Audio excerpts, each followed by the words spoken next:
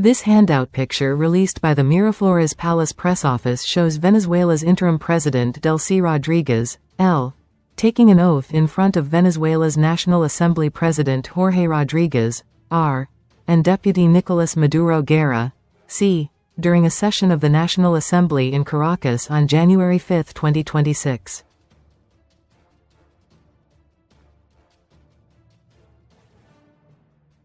Venezuela's parliament swore in Delcy Rodriguez as interim president on January 5, 2 days after U.S. forces seized her predecessor Nicolas Maduro to face trial in New York.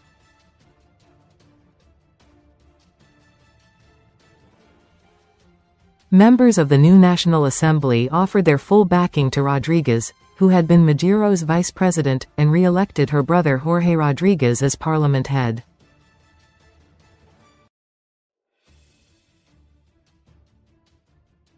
Photo by Marcelo Garcia, Miraflores Press Office, AFP, restricted to editorial use, mandatory credit AFP photo, Miraflores Palace Press Office, Marcelo Garcia, handout, no marketing no advertising campaigns, distributed as a service to clients. Venezuela's parliament on Monday formally swore in Delcy Rodriguez as interim president, 2 days after U.S. forces captured her predecessor, Nicolas Maduro, and flew him to New York to face trial on drug trafficking charges.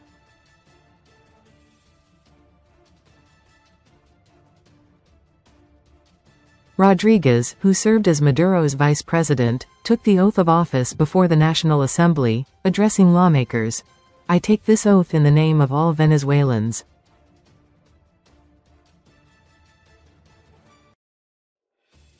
I am in pain over the kidnapping of our heroes, the hostages in the United States," she said, referring to Maduro and his wife, Cilia Flores.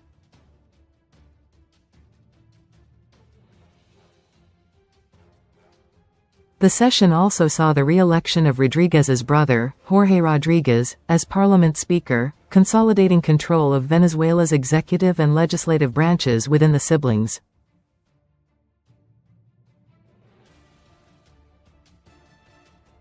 All procedures, all platforms, and all avenues will be pursued to bring back Nicolas Maduro Moros, my brother, my president, Jorge Rodriguez told lawmakers.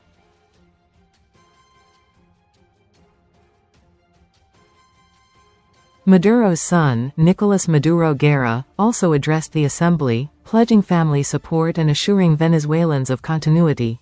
"Count on me, count on my family."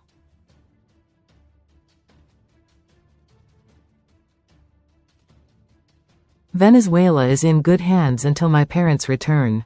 Despite the parliamentary endorsement, opposition voices and protests continued outside the legislature.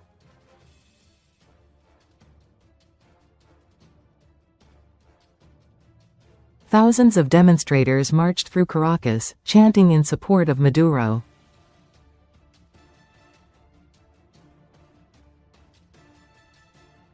Flur Alberto, 32, told AFP, "Regardless of whether Nicolas Maduro has something to answer for in court, this was not the way to do it."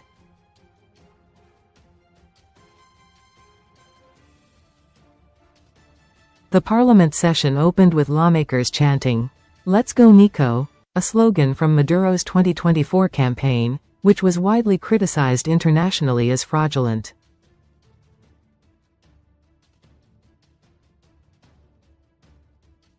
The U.S. military operation that captured Maduro was ordered by former President Donald Trump and involved airstrikes and naval support early on Saturday.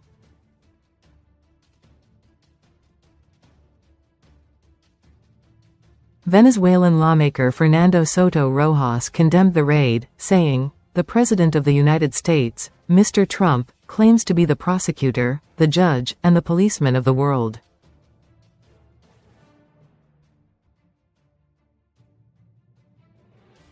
"We say, you will not succeed. And we will ultimately deploy all our solidarity so that our legitimate president, Nicolas Maduro, returns victorious to Miraflores."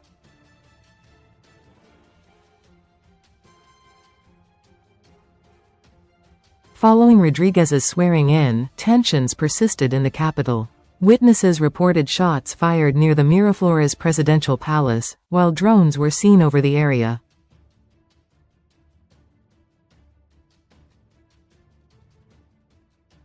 Security forces responded, and officials said the situation was under control. The Supreme Court of Venezuela had authorized Rodriguez to assume the presidency, in an acting capacity, on Saturday, and the military expressed support for her the following day.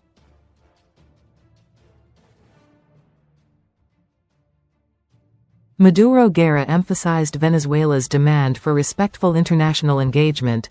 Venezuela asks for neither privileges nor concessions, it demands respect.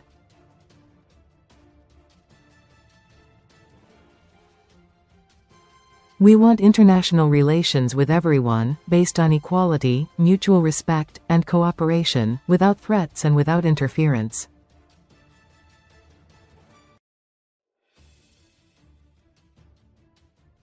Rodriguez has indicated a willingness to cooperate with Washington, which has said it will engage with Venezuelan leaders if they comply with U.S. demands on policy reforms and oil access.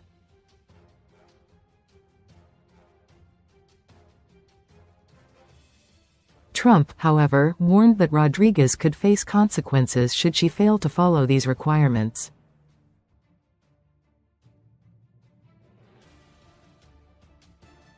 The political transition comes amid heightened uncertainty in Venezuela, where the United Socialist Party of Venezuela, PSUV, and its allies hold 256 of the 286 parliamentary seats following elections last May, which were largely boycotted by the opposition.